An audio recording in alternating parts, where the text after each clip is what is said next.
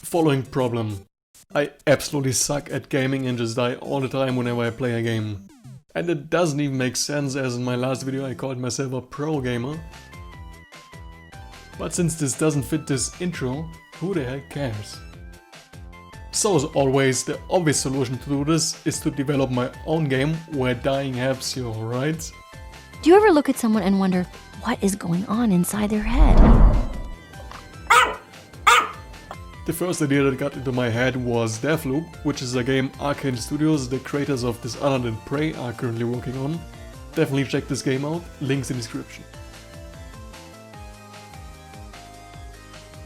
I wanted to create something similar to this, meaning you're stuck in a time loop and can only get out of there by dying several times.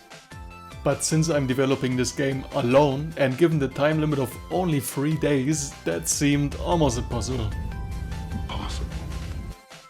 Anyway, since when do I care if something's possible or not? Let's give it a go.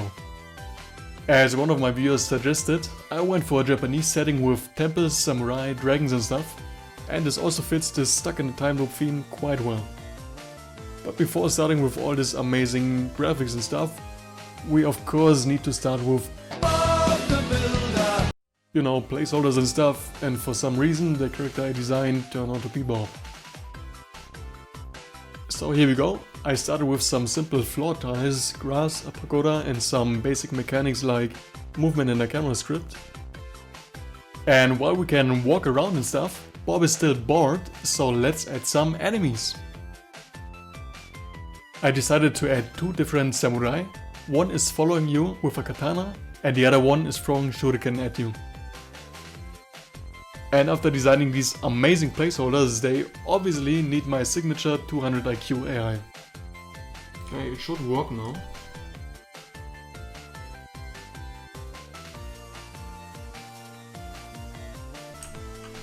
And something I just noticed is that you can spin them.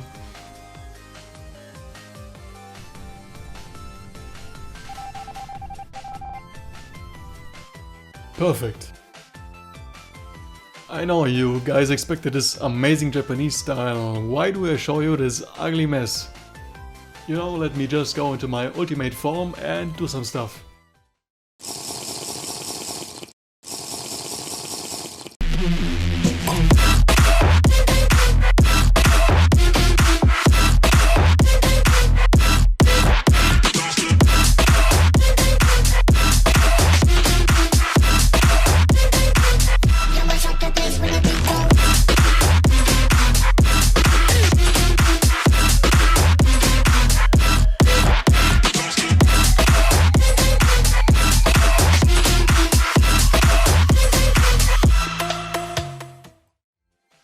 There we go, now that's some poggers.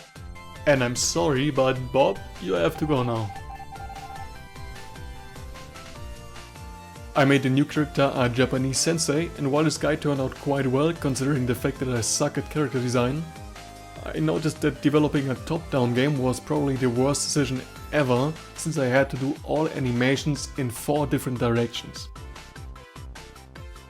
Also, I had to rework the enemy designs. Even though the placeholders look kind of cute, it just would be weird if the player would be killing little kids. Just some more code magic, and here we got our working enemies.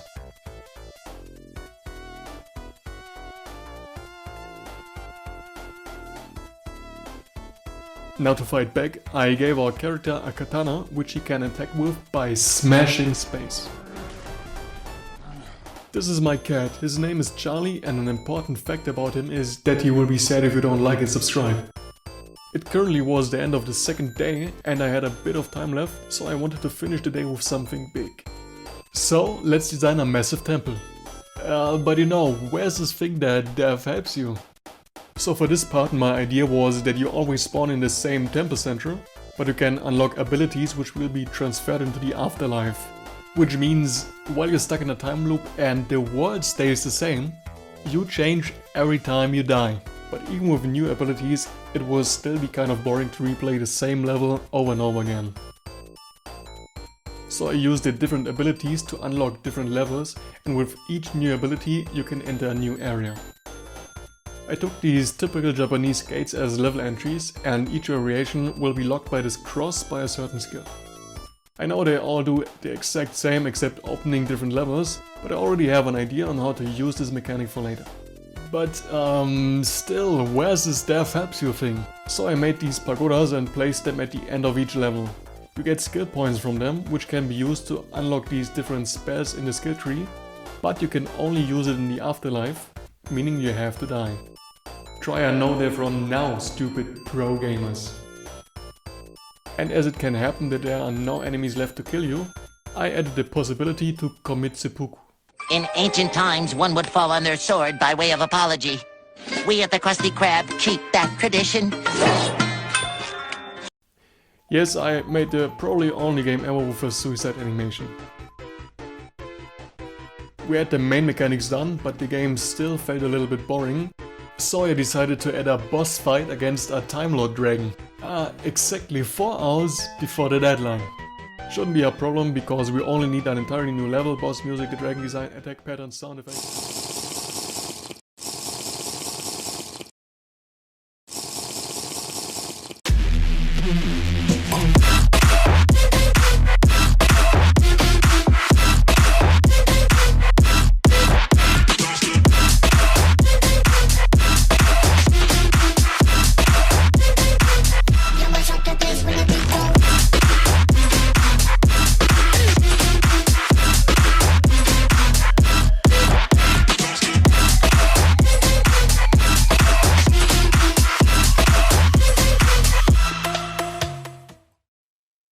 Oh yeah, and this is definitely a part of the boss fight.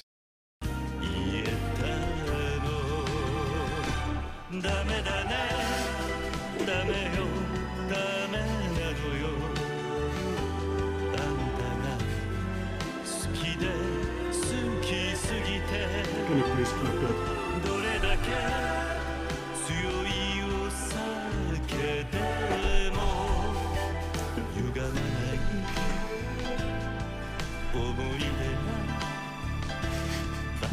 Why is this so good? Alright, let's get back to it.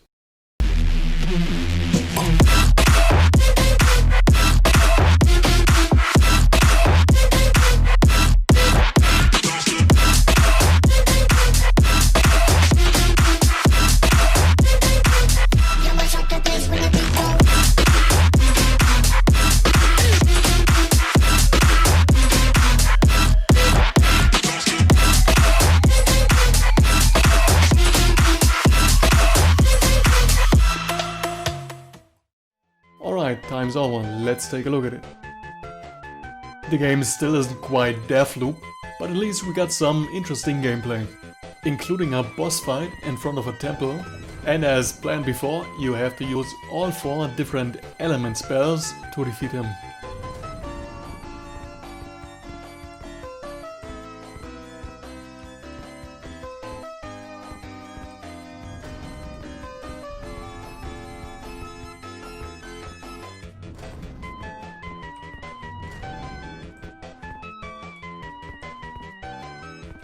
Yeah, I think this look is done enough for 3 days. But wait, what's this? Make Minecraft in 2D or you can't? So obviously I'm going to do that, so if you want to see that video, make sure to hit subscribe. Also, if you want to see me live doing this, consider following my Twitch and join my Discord community if you want to see updates on the Steam game I'm working on. Now thanks for watching until the end, see you for the Minecraft challenge.